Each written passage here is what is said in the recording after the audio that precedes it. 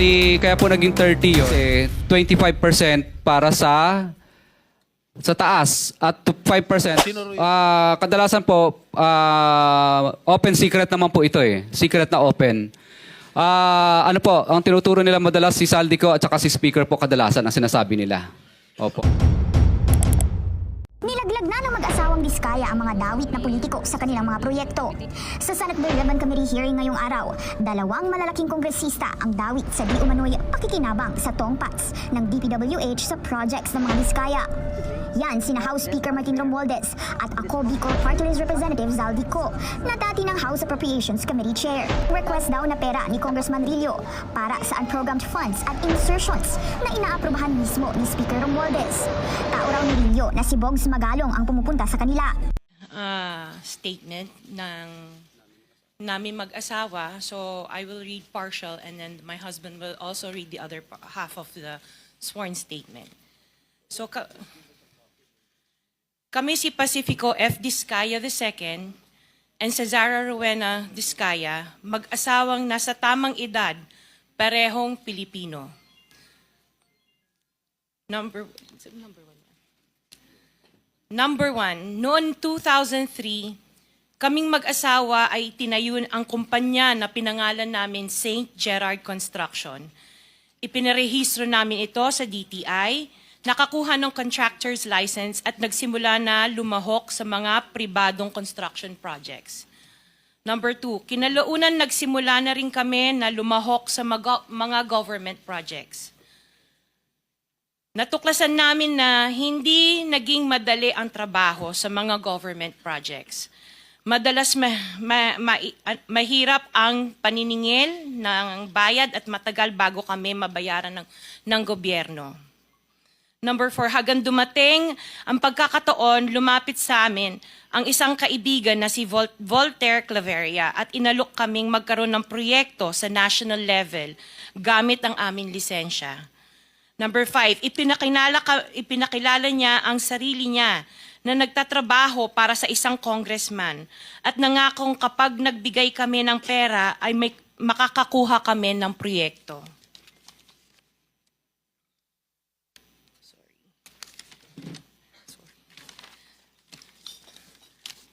Number 6, dahil wala kaming alam sa kalakaran sa pambansang proyekto sa gobyerno, nagtiwala kami at ibinigay ang lahat ng ipon naming mag-asawa.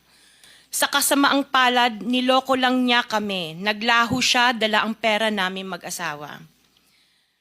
Nagpunta kami sa DPWH para i-report ang nangyari, pero hindi nila ito pinansin.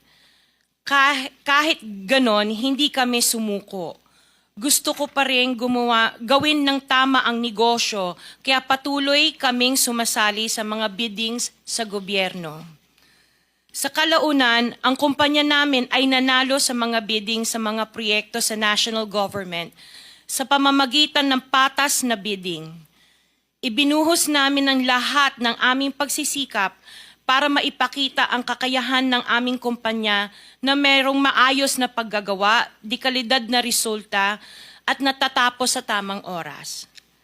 Nagkaroon ng konting tagumpay ang St. Gerard Construction, kaya minabuti namin mag-asawa na mag-expand at bumuo ng ibang kumpanya tulad ng Alpha and Omega General Contractor and Development Corporation. Interjection, Mr. Chair. What is the interjection? Salamat, Mr. Chair. Kailangan ko lang pong umakyat sa office sandali para sa isang pulong, but hopefully pagbalik ay nandito pa rin sina Mr. and Ms. Diskaya dahil meron din po akong mga tanong para sa kanila. Oh yes, Salamat we'll make po, sure Mr. that they Chair. will be here for your questioning. Mr. Chair, point Yes. of order. Bakit hindi na lang tayo bigyan ng kopya ng sworn affidavit imbis na basahin nila niya so we can para himayin namin yung kanyang sworn affidavit? We'll make sure that all the in order to members will save be time, given a copy, but the chairman is asking them to read it before us for the record. in order to save time, Mr. President, because we have been here since 9 o'clock. We already spent 2 hours and not even one of the senators have asked questions addressed to the resource persons present. I beg the indulgence of the good senator, but it is for the record This is a sworn statement. At from this statement, kailangan dito sila matanong na mabuti. Proceed. Pakibilisan nyo lang para makatipid tayo ng panahon. Ngunit nung nagsimula ang makilala ang St. Gerard Construction, dumating naman ang panibagong pagsubok. Unti-unti nagsilapitan ang mga district engineers at mga regional directors ng DPWH at mga chiefs of staff na mga mambabatas na nag-aalok ng mga proyektong sinasabi nilang pondo na mambabatas. Nung una, sinubukan naming labanan ng mga ito sa pamamagitan ng pagre-report sa DPWH at pagpapadyaryo ng mga tiwaling kawani ng gobyerno. Subalit hindi sila natitinag sa mga ito. Sabi nila dapat tanggapin namin ang realidad na dapat kaming magbayad sa mga pambabatas kung gusto po namin magpatuloy na magkaroon ng project sa gobyerno. Kung hindi, binabala nila na matatanggal na sa listahan ang kumpanya namin at hindi na makakakuha ng kahit anong proyekto. Hindi namin ginusto kailanman na mapasama sa ganitong sistema, pero kailangan namin magpatuloy para sa pamilya at mga empleyado namin. Dahil sa aming paglaban sa mga tiwaling bidding, maraming beses naming naranasan na ma-disqualify ng Bids and Awards Committee ng DPWH na hawak na mga mambabatas na nagpondo sa proyekto. Dahil naiipit na ang aming negosyo, lumulubog na kami sa lumalaking utang ng kumpanya at peligro sa buhay ng aming pamilya. Napilitan kaming makisama sa kalakaran kahit labag sa aming kalooban. Magandang umaga po, Mr. Chair at kagalang-galang na senators at miyembro ng Blue Ribbon Committee, lalong-lalo po kay Senator Rodante Marcoleta. Diretso na. Number 15, sorry po. 16, paulit-ulit kaming ginamit ng mga nasa pwesto sa sistemang ito. Wala kaming magawa dahil kung hindi kami makikisama, gagawa nila ng problema ang project na na-award sa amin sa pamamagitan ng mutual termination o pagkakaroon ng right-of-way problem na parehong nagdudulot ng hindi matuloy ang implementasyon ng mga proyekto. Matapos naming manalo sa mga bidding, may mga opisyal mula sa DPWS ang lumalapit sa amin para humingi at kumuha ng bahagi niya sa halaga ng proyekto. Ang hinihingi nilang porsyento ay hindi bababa sa 10% at umaabot pa sa 25% na naging kondisyon upang hindi maipit ang implementasyon ng kontrata. Ito ay binibigay namin sa kanila ng cash. Ang bawat transaksyon ay may karampatang voucher at ledger na nagsasaad ng mga araw at kung kailan nila ito natanggap. Ilan sa kanila ay sina Terence Calatrava, former Undersecretary of Office of the Presidential Assistant of the Visayas of the Philippines, Kong Roman Romulo of Pasig City, Kong Jojo Ang of Uswag Ilonggo Party List, Congressman Patrick Michael Vargas of Quezon City, Kong Juan Carlos Arjo Aitaide of Quezon City, Nicanor Nicky Briones of Aga Party List, Congressman Marcelino Marcy Teodoro of Marikina, Congressman Florida Robes of San Jose del Monte, Bulacan, Congressman Leandro Jesus Madroño of Romblon, Congressman Benjamin Benji Agarao Jr., Congressman Florencio Gabriel Bem Noel of Anwaray Party List, Kong Leo de Ode Tariela of Occidental Mindoro, Congressman Reynan Arrogancia of Quezon Province, Kong Marvin Rillo of Quezon City, Kong Teodoro Haresco of Aklan, Kong Antonieta Yudela of Zamboanga, Sibugay, Kong Dean Asisio of Caloocan, Kong Marivic Pilar of Quezon City. 21. Mayroon ding mga kinatawa ng ilang politiko na nakikipagtakbo sa amin upang manghingi ng porsyento kapalit ng mga porsyento ng mga proyekto. Ang mga porsyentong ito ay 25% ay ipinipilit sa amin bilang karaniwang kalakaran na wala akong kakainang tanggihan. Ilan sa kanila ay sina Regional Director Eduardo Virgilio of DPWH Region 5, Director Ramon Ariola III of Unified Management UPMO, District Engineer Henry Alcantara, DPWH Bulacan First, Undersecretary Robert Bernardo, District Engineer Aristotle Ramos of DPW's Metro First, Pasig City, District Engineer Manny Bulusan of DPW's North Manila, Deo, District Engineer Edgardo C. Pingol of DPW's Bulacan, Subdeo, District Engineer Michael Rosaria of DPWH Quezon Second, Deo. Karamihan sa mga kawani ng DPWH na nabanggit sa itaas ay paulit-ulit na binabanggit ang delivery ng pera ay para sa kay Saldico na dapat at least 25%. Si Kong Marvin Rillo naman ay ilang beses na binabanggit ang pangalan ni Speaker Martin Romualdez bilang kanyang malapit na kaibigan. 25. Sa tuwing umiinom kami sa Wine Story, sa BGC at sa Shangri-La Mall, sinasabi pa ni Kong Rillo na lahat ng kanyang request para sa pondo ay galing pa mismo sa unprogrammed funds at insertion na inaaprubahan ni Speaker. Ang tao ni Marvin Rillo na si Bogs Magalong ang pumupunta sa amin para kunin ang pera sa aming opisina o sa Wine Story. Si Kong Jojo ang naman lagi ring binabanggit sa lahat ng project sa kanya ay papondo ni Speaker at ni Saldico. Mataas ang hinihingi sa project, dagdag pa niya, hindi naman lahat ng pera ay para sa kanya, kundi para kay Speaker at kay Saldico. Sa lungsod ng Pasig naman, lumapit sa akin ang DPW's project engineer na si Angelita Garucha para kolektahin ang parte ni Kong Roman Romulo sa flood control projects noong 2022. 28, number 28. Pagdating ng 2025, si District Engineer Aristotle Ramos ang sumunod na nagpakilala na bagman ni Kong Roman Romulo kung saan 30% ang kanyang hiningi ay para kay Kong Roman Romulo.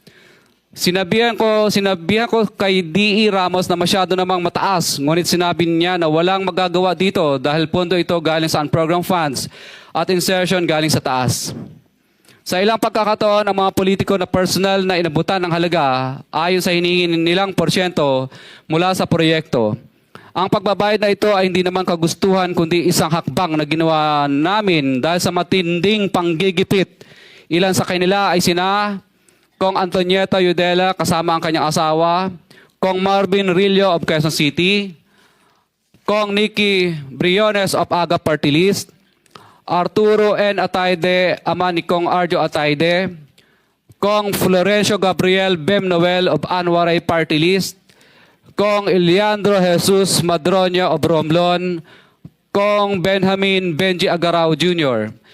Bagamat naging matinding pagsubok ang kabawasan ng pondo na nakalaan sa proyekto, pilit at matapat naming sinusunod ang bawat espesifikasyon na nakasaad sa Program of Works na nakasaad sa proyekto ng DPWH. Nakakasiguro kami na nagawa namin ng maayos at matapat ang bahagi o phase ng proyekto na na-award sa amin. Sa katunayan, hindi kami mababayaran ng DPWH kung hindi ito dumaan at pumasa sa maraming material testing na naaayon sa design ng DPWH.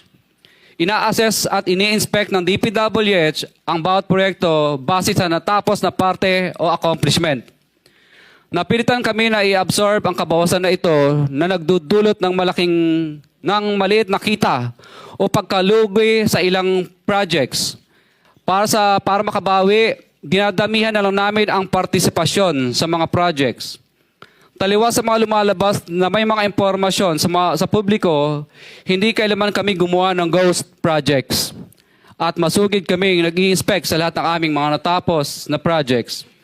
Handa po kaming tumistigo ng walang pilit at kusang loob bilang state witness at sabihin ang lahat ng nangyayaring katiwalaan ng Kamara, DPWH at iba pang mga kawani ng gobyerno upang gawin ang tama.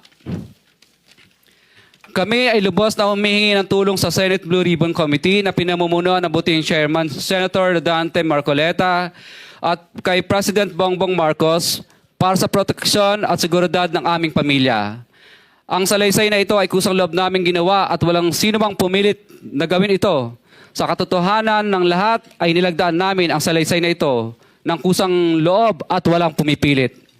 Sign, Pacifico of Vizcaya, nagsasalaysay. Notaryado po. For the record, this sworn statement was notarized by a certain Attorney Reynaldo F.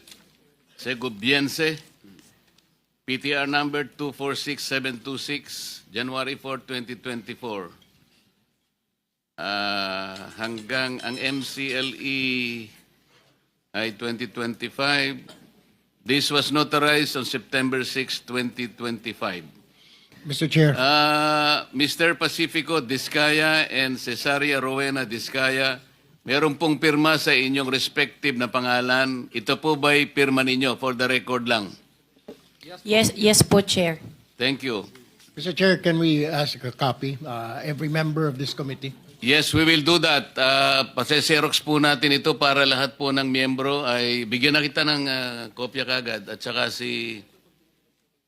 meron akong mga ilang pa rito si Senator Jinggoy. Senator Rapi, isa na lang ang natira kaya pase-xerox natin ito. Bigay mo na lang sa kuya mo. Kuya mo naman si Senator Rapi. Ikaw na lang. Mag-share na muna kayo. So, sino po ang gustong magtanong habang base po dito sa sinumpang salaysay na ito, sino po yung gustong magtanong sa kanilang dalawa? Mr. Chair. Senator Erwin. Una ko pong tagatanungan dito po kay Ginoong Pacifico Discaya. Nabanggit niyo itong mga pangalan po ng mga congressman. Sila po ba mismo? Mukhang dalawa lang po yung binanggit niyo na personal ninyong inabot yung pera. Itong mga napakadaming pangalan na binabot ninyo, paano po ibinibigay yung parte nila, yung komisyon na sinasabi niyo 25%, 30%? Sino po? May tao po ba? May bagman po ba? Kadalasan po, ako po ang nagbibigay o minsan po may inuutusan po ako, nagtatawagan lang po kami para sa hinihingi. Maaari mo po bang ibigay sa amin sa komiting ito ang pangalan ng mga pinag-aabutan ho nyo ng pera kung hindi mismo yung mambabatas ang inaabutan ninyo? Maaari po ba or litrato man lang parang malaman ho natin kung sino pong inaabutan po ninyo ng pera? Kay Terence Calatrava po, nag-usap po kami nito sa kanyang kondo po sa Makati. Tapos ang inuutusan na lang po niya na kumuha po ay si Diane Tan. At saka yung kasama pa po si Andrew po ang pangalan. May mga contacts number po ako. Sila po ang tagakuha sa office. Pero iba-iba po ito. Iba-iba po itong mga bawat congressman. Iba-iba po yung kumukuha. Tama po ba? Opo, makadalasan po parang mga COS nila or mga pinagkakatiwalaan nilang tagakuha lang po. Opo. For example po, si Kong Roman Romulo naman po. Kadalasan po si Kong Roman Romulo, ang tagakuha po niya si tagakuha niya si Ma'am Engineer Angelita Garucha, empleyado ng DPWH yun. Tapos pinalitan naman po yun ni DE Aristotel noong 2025. District Engineer po siya ng DPWH First Metro. Pare-pareho po ba, Mr. Chair, yung komisyon, or whatever you want to call it, kickback, ang hinihingi po or magkakaiba? Ibang isang mambabatas ganito ang presyo or halos standard po ang hinihingi nila at magkano po ba yan? Isa lang po ang pattern. Basta insertion or ang program po, 25% po lagi. Insertion or ang program, 25% po yon. Opo. Para po kanino raw? Para po daw po kay, lagi ko narinig ang salita nila kay Saldico at saka kay Speaker po, ang narinig kong salita. Alright, Mr. Chair. I have no further questions. Mr. Chair. Senator Jinggoy. Mr. Chair. Mr. Curly, lahat ba itong mga binanggit mong pangalan na karamihan ay mga kongresista? Lahat ito, 25% ang binibigay mo? Kadalasan, opo. Wala bang mismo ang kongresista mismo ang pumunta sa'yo at binigyan mo ng pera? Ano po, kadalasan po, nag-uusap lang po, nag-uutos lang sa COS, pero kadalasan po, ang for example, si Kong Rillo, kadalasan po, binibigay ko po yun pag nagiinuman kami, o di kaya, yung tao po niyang si Bogs Magalong ang pumupunta. Pinipick up. Sino-sino pa dito sa mga nabanggit mo mga pangalan na kongresista na talagang sa kanya mo inabot sa mismo For example po, kay Kong Madronya na lang. For example, mismong siya po ang pumunta sa office namin at syempre pagkatapos po noon, tao na lang po niya ang nagdala ng bagay, kotse at saka personal ko rin pong dinoposit yung ano. Sino yung congressman?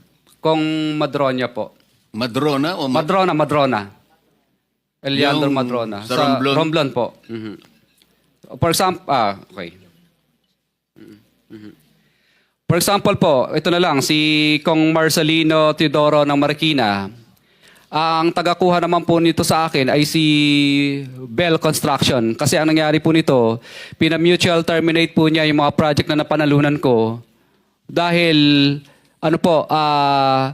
hindi po ako nagbigay. Kaya ang nangyari po nito, napilitan na lang po akong magbigay para i-award ulit sa panibagong bidding.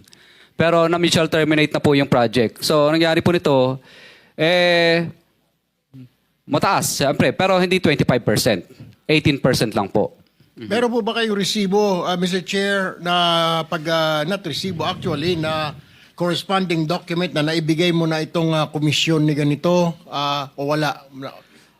Wala po resibo kasi hindi naman po sila paperless, paper trail. No paper trail po lahat ng transaction, pero meron po kaming voucher. Ang voucher po namin, ledger po pala. Ledger, based on ano bang sinabi ko sa ano? Dala mo yung ledger mo? Dala mo yung ledger?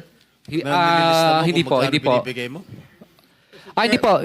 Ledger lang po yun sa office namin. Pero siyempre po, pag pinapirma po namin sila, hindi sila pipirma doon. Kumbaga, para matandaan lang po namin na nung panahon na to at araw na to, nagbigay kami ng ganitong halaga. For our, siyempre, para malaman po na, records lang po namin.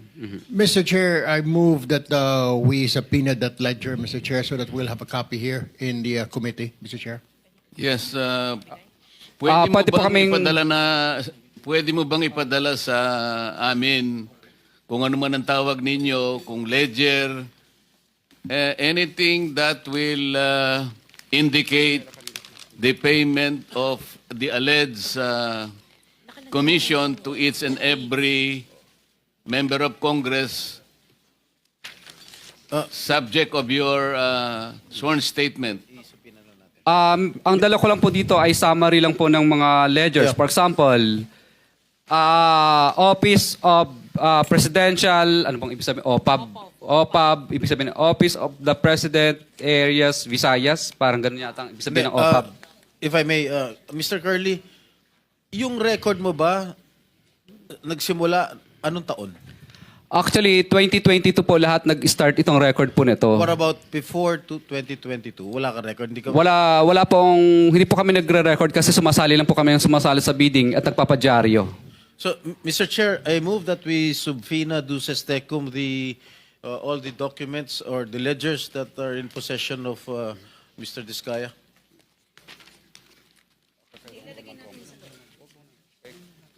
Mr. Diskaya, I seconded, Mr. Chair.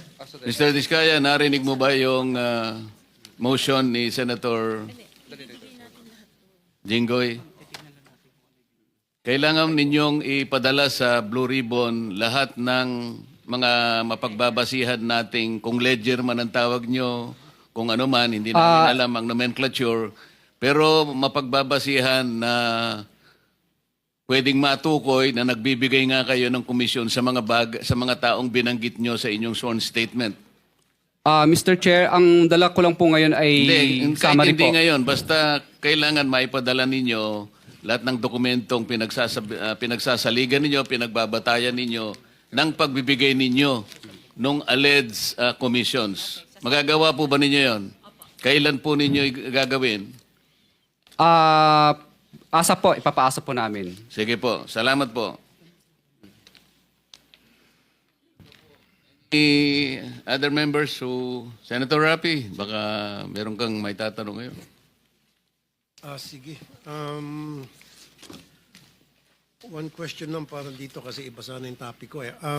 Tuwing kailan po kayo nabibigyan ng parte nila? Was it before, before the project is accomplished or after the project has been accomplished? Kadalasan po, Mr. Chair, kadalasan pag yung ma-award yung project. Ibig sabihin po, hindi po i-award sa iyo ang project kapag hindi ka po nagbigay. So ibig sabihin advance? Opo, parang ganun po. Minsan naman po, pag may notice to proceed na, hindi ka nila pa kakolektahin, o di ka gagawan ka ng right-of-way project, right-of-way problem. Ibig sabihin, parang mutual termination ang kakarapin mo, right-of-way problem, at saka hindi ka makakolekta kapag hindi ka po, yung niloko mo sila. So in other words, pag nakapag-advance ka na, siguro na makukuha mo na yung project. Sigurado po. Thank you, Mr. Chair. Mr. Chair, Senator Erwin. opo, nagre-request po yung mag-asawa ng kanilang seguridad dahil natatakot daw po sila. Ano ho bang plano ng komite na ito? Napakaganda po ng inyong itinanong. Bago ko po kasi, nung matanggap ko po itong sworn statement na ito, ay kagad akong nakipag-ugnayan sa ating Department of Justice. At doon po ay sinabihan ako ng ating kalihim, Boying Rimulya, na pakisabi mo kanila na wag silang mabahala at nakahanda naman ang ating kagawaran kung sakasakaling sila ay mapatunayang hindi naman most guilty. Kasi po ang tuntunin sa ating state witness law or protection program, kailangan po mapatibayan natin na ang mga nag-a-apply ay hindi most guilty. Ibig sabihin, guilty ka, ngunit hindi ikaw ang pinaka-guilty. Kasi kung kayo po yung talagang pinaka-guilty, hindi po kayo mag-qualify. Ngayon, ang sabi niya, you can tell them that you can, meron silang provisional immunity na hindi naman sila basta-basta uusigin na lang. Preparation na po ito sa pag-apply nila sa ating state witness program. Ganun po yung kanyang kasiguruhan na kanyang sinabi sa akin. Kaya yun po ang aking maitutugon sa inyo ngayon. Mr. Chair. Senator Bato and then Senator Sherwin. Thank you, Mr. Chair. Unang-una, I would like to thank the Diskaya couple for giving everything that they know to this committee. I just would like to advise the Diskaya couple, Mr. Chair, na kung meron mang bulletproof yung sasakyan ninyo na yung magaganda sasakyan, gamitin na ninyo. Sa dami ng pagbaba sasakyan ninyo yan, ngayon dito, gamitin ninyo. Because I'm very much concerned sa iyong security dahil sa bibigat ng mga pinagsasabi nyo dito, hindi niyo alam, kahit na yung congressman na binanggit ninyo, walang interes sa buhay nyo.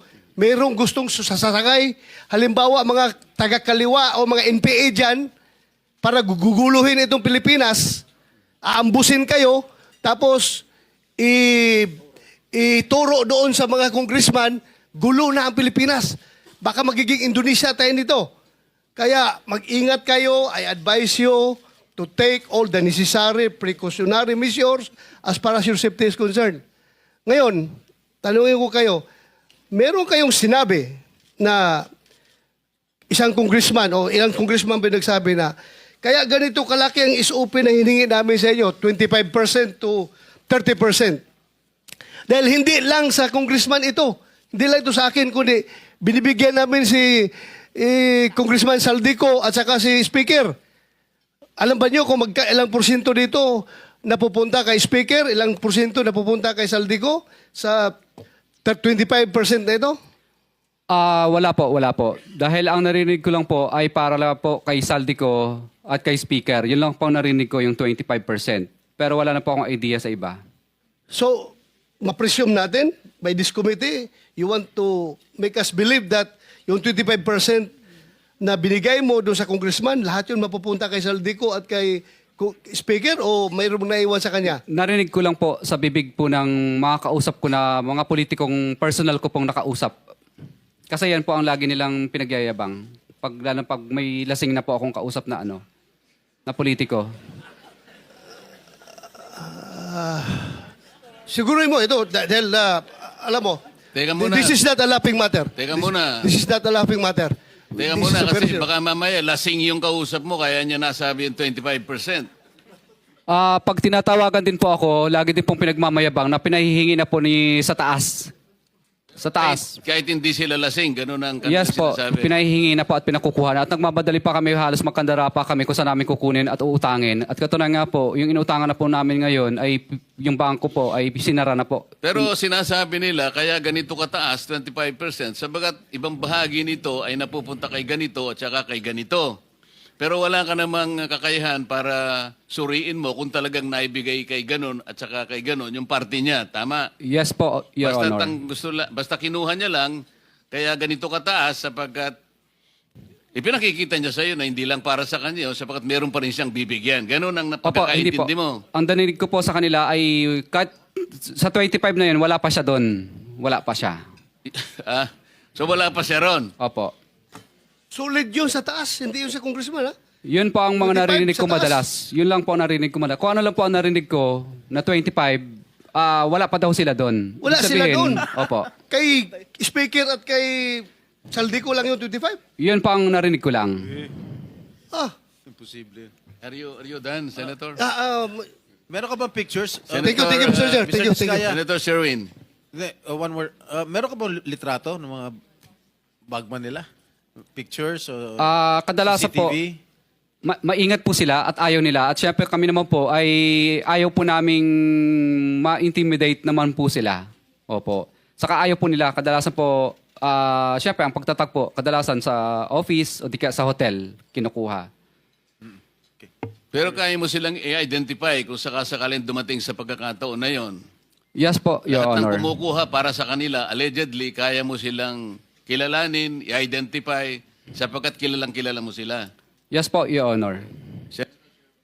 Mr. Diskaya, sigurado ako i-deny yan ng mga pinangalanan nyo. No? Sigurado, 100%. Pero ba kayong iba pang mga ebidensya na magpapatunay na sila nga ang tumanggap, sila ang kausap nyo, tulad nga yung CCTV or meron bang mga deposit slip or merong mga any evidence na magpapatunay na itong mga pinangalanan nyo kanina totoo 'yon? Ledger lang po at saka yung parang voucher po yun. Opo. Pero hindi nila pinirmahan yun. For our records lang po yun. At pangalawa po, ang talagang tunay na panaka-ebidensya po ay talagang natuloy yung project. Kasi pag hindi ka po nagbigay, mutual terminated, o di kaya right of way problem ang kakaharapin mo, o di kaya mararanasan mo ang lahat ng hindi mo mararanasan tulad ng hindi ka makakolekta. Kasi protected po sila ng mga, ng mga ano po. Pero ang congressman, wala naman silang kinalaman sa implementation ng project. Post-enactment yun eh. So hindi nila pwedeng sabihin may right of way problem ka, meron kang pwede nila i-terminate yung bidding. Ang pwede lang mag-terminate ng bidding ay yung district engineer. Pag tinanggal po nila si district engineer o di ka sa regional director, mamimili na lang po yung director at saka DE. Patanggal ka o sumunod ka sa Hindi pinagagawa nga, ko? ang congressman, hindi naman niya pwedeng pakialaman yung implementation ng project. Regional lang at district engineer. Opo, tama po. So Tama. paano niya papakancel yung project ninyo kung hindi niya kontrolado yung implementation? Ano po, tatawagan lang niya yung DE tsaka RD para singilin po. So ibig sabihin nito mga politiko, may control dito sa RD at DE. Siguro, 100% po. 100% yun. At sa pagkaalam mo, itong DE at RD na may control sila, meron ring kinukuha dito sa mga proyektong nabanggit mo, itong mga proyekto, itong mga politikong nabanggit mo. Itong ano lang, itong DE at RD. Ano po, I invoke my rights po. Kasi po, sinabi mo na yung mga politiko, sabihin mo na lahat. Hindi po, I invoke my rights po kasi syempre natatakot din po kami sa aming kaligtasan, wala pa po kaming protection. At saka po, I invoke my rights kasi po sa tag doon yung session na ang tag sa session na Executive session ko lang po siguro kung Pwede yun. gusto niyo kwento ko Mag-request sa ka na inyo. lang ng executive session. Opo, sa mga ganyang klase po ng bagay. So Opo. yun ang tama. Kasi sinabi mo na lahat. Bakit i-invoke mo pa Kasi yun? ang nilista ko lang po dito, Mr. Chair, is yung 25% lang Kung po. magte-tell all ka, lubusin mo na. Diba? Andiyan na tayo eh. This connection, I think, Mr. Diskaya, Mr. Chairman, just to finish lang, Mr. Chairman. Hindi, kailangan ko lang masabi Ay, ito. sige. Kasi sa Republic Act 6981, Section 4, ito yung batas natin, may kinalaman sa paghingi mo ng proteksyon na maaaring makatulong sa inyo. Sinasabi yung ganito, witness in legislative investigations. In case of legislative investigations na nangyayari nga po ngayon, in aid of legislation, a witness with his express consent may be admitted into the program upon the recommendation of the Legislative Committee where his testimony is needed when in its judgment there is pressing necessity therefore, provided that such recommendation is approved by the President of the Senate. So kung gusto mo na mangailangan ka ng protection, ang committee ito sa pamagitan ng ang aming kakayahan, irerekomenda natin sa Presidente ng Senado at kapag ka ito'y kanyang pinirmahan, ay magkakaroon ka ng protection na nilalaman ng batas na ito. So pumapayag ka.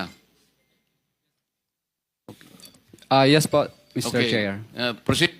Mr. Chairman, may I move to also subpoena the district engineers and regional engineers in connection with the politicos that were mentioned earlier? Dahil alam naman ho natin na mambabatas ho, bawal makialam sa implementation ng project. That's post-enactment, which is unconstitutional.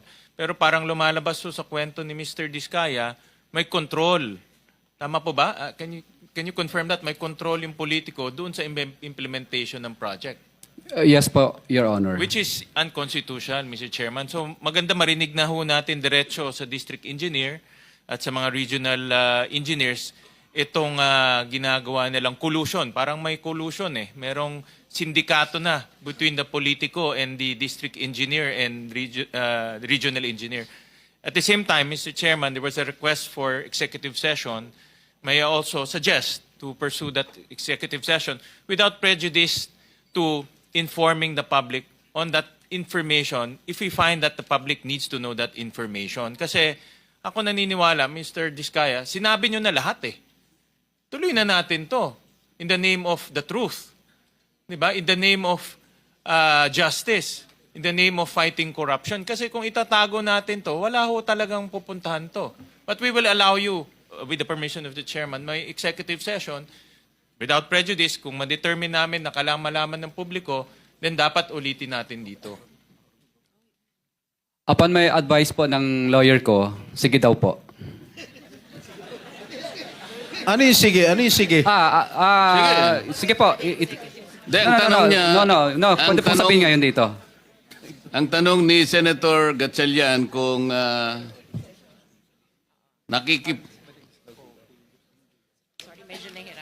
Sorry po, Mr. Chair. Willing naman po ako na kahit dito na pag-usapan. Pangalanan mo yung mga district engineer, regional engineer na merong kasindikato yung mga politiko. Pinangalanan mo na yung politiko, di tuloy mo na. Mr. dito po, Chair, dito I po. agree with the manifestation of Senator Sherwin. Please do not be selective. Pag binanggit mo na, nagbanggit ka na ng mga kongresista, mga ibang personalidad, banggitin mo na lahat. Nandito ka na eh. Meron ka pa bang babanggitin bukod sa mga nabanggit mo na kanina initially na mga opisyales ng DPWH? Mr. Chair, ito lang po kasi ang mga personal po ko pong mga hindi ko po kayang banggitin yung experience po ng ibang mga contractor po. Dito lang po sa experience, personal knowledge ko lang po. Sige, bigyan mo lang kami ng kopya kung ayaw mo banggitin. Pwede ba? Nandito na sa kanyang sworn statement. Okay. Di ba meron na rin siya sa sworn statement? Nabanggit na yung iba. Sworn Yung mga statement. ibang personalities. Yung mga ibang personalities. Hindi mo ba kaya banggitin? Nandito lang po sa loob ng aking sworn statement po lahat. District Yung mga pangalan. engineer, Nandito rin po. dito na rin, district engineer, regional engineer, yung mga nagsasabuatan para ipiting ka at I guess lutuin na rin yung project. Ito po, pwede ko pong kung sino po yung mga congressman, sino po ang mga district engineer na nakakasakop doon sa lugar ng congressman po na yun na hindi na isulat dito, pwede ko pong pangalanan. Sandali lang. May binanggit ka kanina rito sa paragraph 22. Halimbawa, si Regional Director Eduarte Berhilio ng DPWH Region 5. Nandito ba siya? Wala po. Ayun, nandito pala eh. Andyan pala. Pagkatapos nabanggit mo rin si District Engineer Henry Alcantara, DPWH Bulacan East at Bulacan First District Engineering Office. Nandyan po ba? Nandito din po. O yan. Senator Gatchalian, nandun yung dalawang opisyales ng DPWH na binanggit niya sa paragraph 22 ng kanyang sworn statement. Oh, paupoy na kaagad dito. Paupoy na kaagad.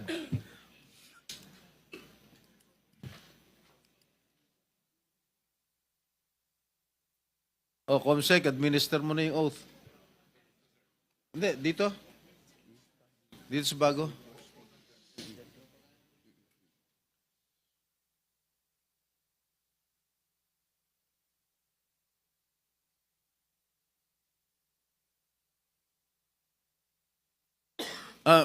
Mr. Diskaya, magkano yung pinakamalaking halagang o commission na binigay mo sa isang personality? Kadalasan po, for example, pangalanan natin si D.E. Henry na lang muna. Hindi, si R.D. na lang muna. Hindi, si D.E. Henry ng Bulacan First. Henry what? Ano apelido? Henry. D.E. Henry Alcantara po, for example, binibigay po namin yung 25%. Opo. Para po dun sa kay ano daw po, kay no, hindi daw. Narinig ko. 25% hindi pa po kasama yung parking. 5 kasi ang parking o pass-through.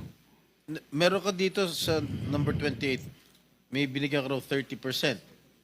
Yun ang malaki. Yun ba pinakamalaking naibigay mo, 30%? Yun naman po kay Kong Roman Romulo po yun. Para kay Kong Roman Romulo, sabi ni D.E. Aris, bali, kaya po naging 30 yun kasi 25% para sa taas at 5%. Sino ro yun nasa taas?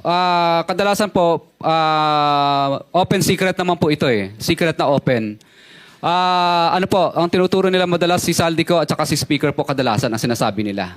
Opo. Okay. Tapos yung 5% naman po para po kay Congressman Romulo pag insertion. Pag hindi naman po insertion, mabababa ng kapiraso. Yung pinakamalaki, 30% yun na shell out mo. Kasi po kasama na po doon yung Yeah. insertion. Yung parking fee o pass-through. Kaya naging 30. Yes, I understand. Kaya nga, yun ang pinakamalaki. Kasi yung ordinaryo, 25%. Correct? Opo. Alright. Nandito na si Mr. Chair, may masingit lang ako, Sen. Tanungin ko lang si Curly Diskaya. Mr. Chair, so kung 30%, may 5% parking, 35%, ilan na natitira sa proyekto? Hindi po. Kanina po, kaya pinagsama po yung 30. Kasi isang hingian lang po ang ginawa ni D.E. Aris at pinabigay na lang doon sa secretary na si Secretary Ann. So ngayon po, bali kaya naging 30 yun kasi 25% doon para sa taas. Tapos yung 5% doon para kay Kong Roman Romulo as insertion. Yun lang. Yung parking fee. Parking fee, sorry. fee. Oo. So, Kaya pag pinag-plus mo po yun, naging 30 kasi isang hingian lang 30. ginawa. Wala na kayong nilalagyan pa na iba na binibigyan sa LGU maybe para pirmahan yung mga kung ano man yung kailangan pirmahan para matuloy yung proyekto? Sa LGU, kadalasan wala po. Wala. Wala na, walang pakialam doon.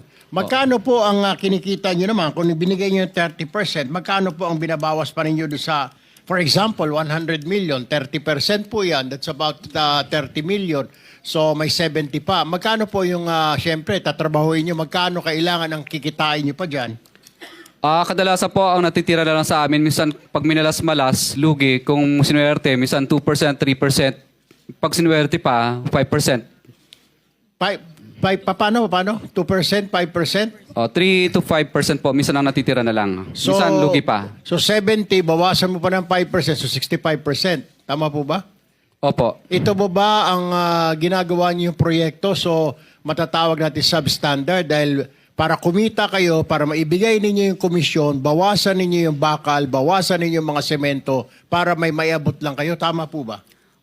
Hindi po, wala pong substandard, tama pa rin. Kasi hindi po siya papasa sa testing ng DPWS pa rin at ganoon din po, hindi po tatanggapin ng Mr. warranty Diskaya, ban. Hindi ako naniniwala na papasa sa DPWS, kasabwat na ho ninyo yung district engineer at saka regional director. Paano po? Pati yung COA, kasabwat din ho ninyo. Magbubulag-bulagan na lang yung tatlong yun.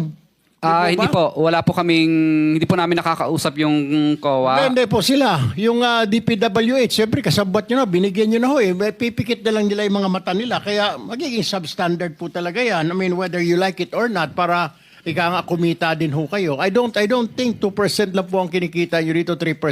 Magpapakanda hirap kayo, 2 to 3%. Kakayanin ba ng 2 to 3% yung mga sasakyan na binili nyo na pagkadami-dami po?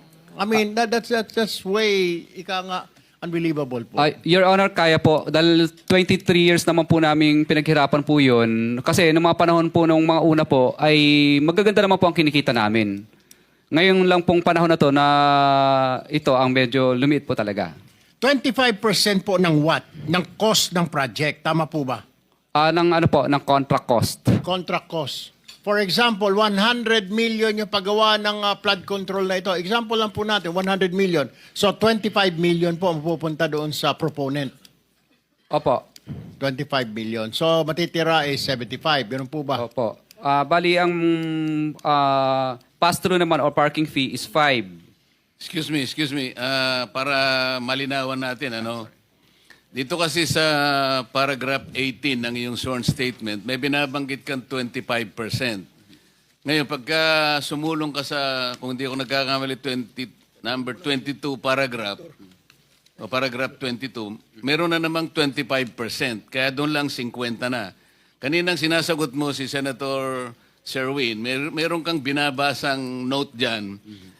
Pwede mo bang i-plus na lang dito? Kasi hindi natin malaman kung sino-sino pa lahat ang binibigyan mo. Doon pa lang sa 50% na yon ay delikado na talaga yung project mo. Naniniwala ako na dahil binanggit mo nga, kakutsaba mo na yung mga ibang binanggit mong mga, tama naman yung tanong ni Senator Sherwin, baka naman magsasakripisyo na yung project unless ma-justify mo sa pamamagitan ng presentation.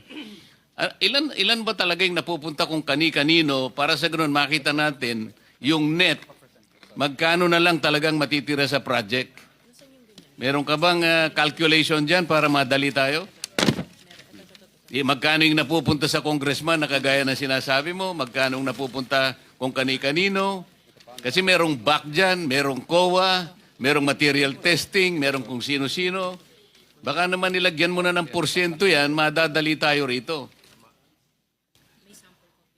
Mr. Chair, okay lang po ba i-flash sa yung sample computation ko Bigyan mo po? muna ako ng kopya pagkatapos i-plus natin para maintindihan ko rin yung presentation mo. Opo.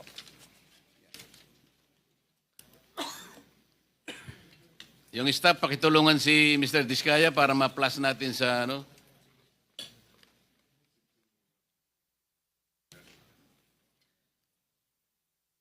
O ito, babasahin ko, Meron po silang, for the record, meron po silang binabanggit na assumption as basis to compute the actual costing based on standard experience between 2022 to 2025.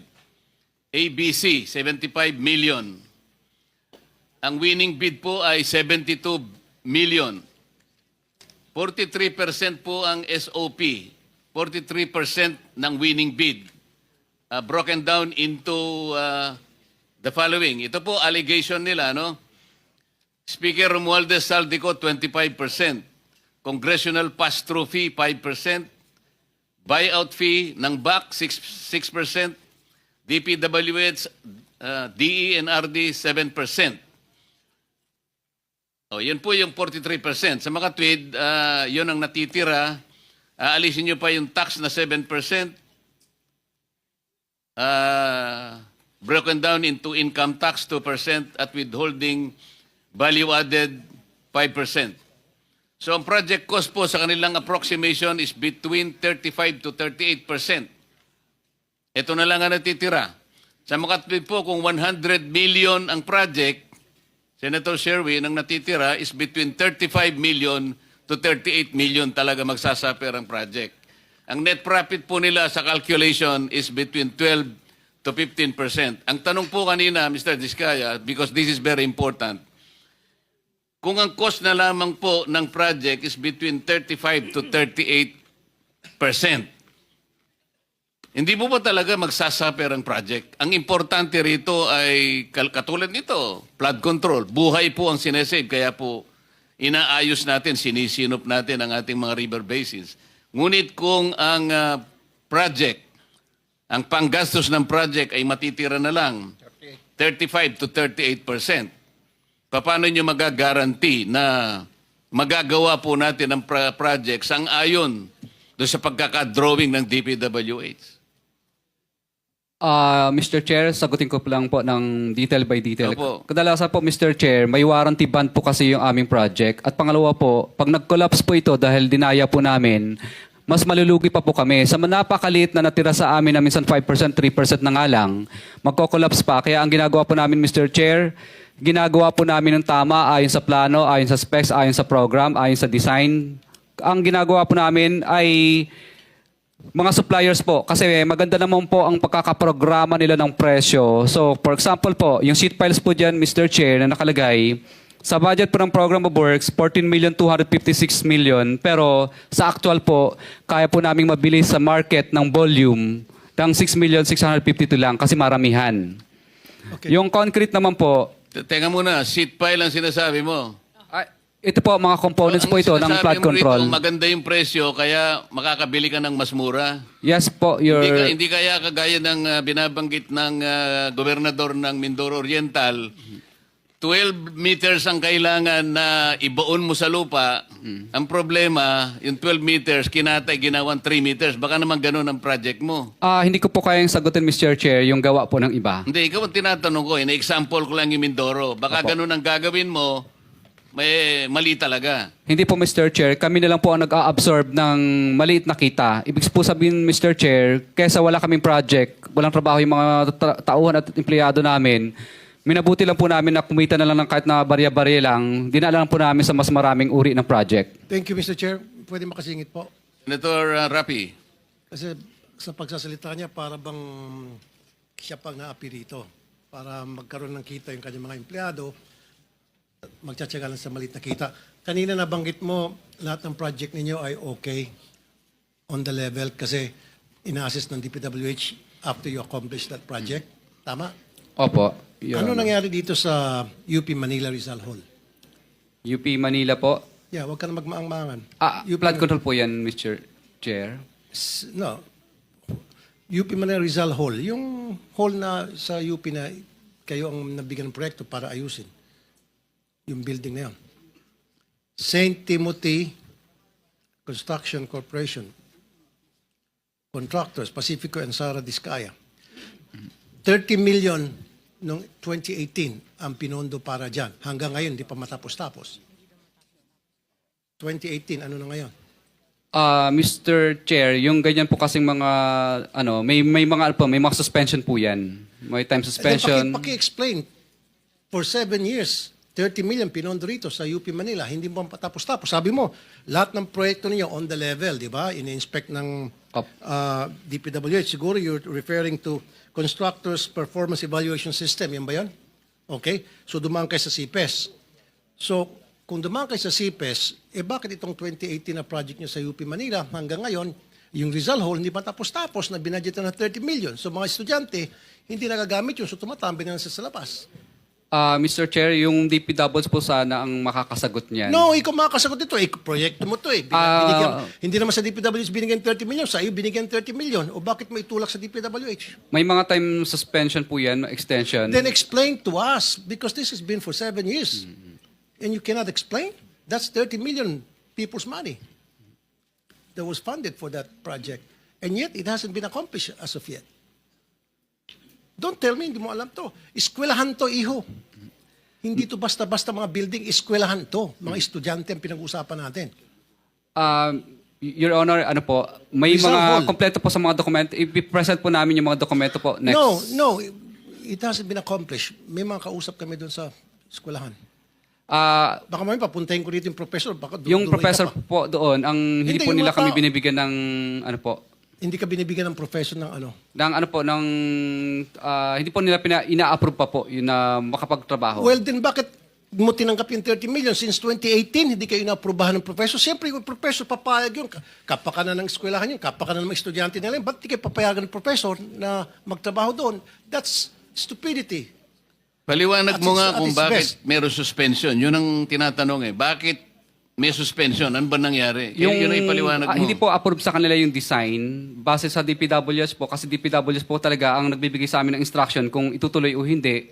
Kasi ang magkausap po, yung consultant po ng eskwelahan at ng Hindi, ang DPWS tinatanong po. ni Senator Rapi, binayaran ka na eh. Binayaran ka na ba? Yes. Hindi, Bayad na. Kasi ganito yan, Mr. Diskaya, bago kayo gagawa ng proyekto, bago ba aproban yung proyekto, gagawa kayo ng feasibility study, right? And then yung feasibility study na yun, ipapakita nyo doon sa kung sino man yung nag-request ng eskwelahan na para sa proyektong yon. So, ba't di ka aprobahan ng eskwelahan? Ba't di ka pagtatrabahuin kung pinakita nyo sa kanila yung plano nung building na gagawin nyo? Mr. Pinakita nyo o hindi yung plano? Siyempre, bago nyo gagawin yon, kasama yung mga taga-DPWH, kung kailangan, tatawagin yung eskwelahan at papakita nyo, pipresenta nyo, ito po yung plano na gagawin namin. Ito yung structure. Ito yung... Government project kasi ito dahil UP Manila. Sino ang gumawa ng project? Sino ang gumawa ng plano? Ang gumawa po ng plano, sumusunod lang po kami kung ano po ang Sino nga? design. Sino DPWS po. Oh, bakit di matapos-tapos? Ah, Sino sa DPWH? Turo mo. Ano po, Andito mga district engineer po ang... Anong pangalan? Si, Anong pangalan? dati po, nung nakaraan, panahon pa po ni district engineer. Tapos ngayon po, bago na po yung district Hindi nga, engineers. sino ngayon noon? Sino yun noon at saka ngayon? Kasi 2018 hanggang ngayon, 2025 na, hindi pa rin matapos-tapos. And yet, yung 30 million na-release na sa inyo. Opo. Bali, alam ko po, ang mobilization lang po ang... naibigay po Ganitong doon. gawin natin, kasi kahit hindi flood control ito, public works naman ito. Pwede mo bang isubmit sa komite, ipaliwanag mo kung anong nangyari, 2018 project pa pala yan, nabayaran na kayo, bakit hanggang ngayon ay hindi pa natatapos at mukhang nagko-complain nga ang mga estudyante. Pwede mo bang isumite sa amin ang report na yan para ma-appreciate po ng ating komite? Yes po, Mr. Chair.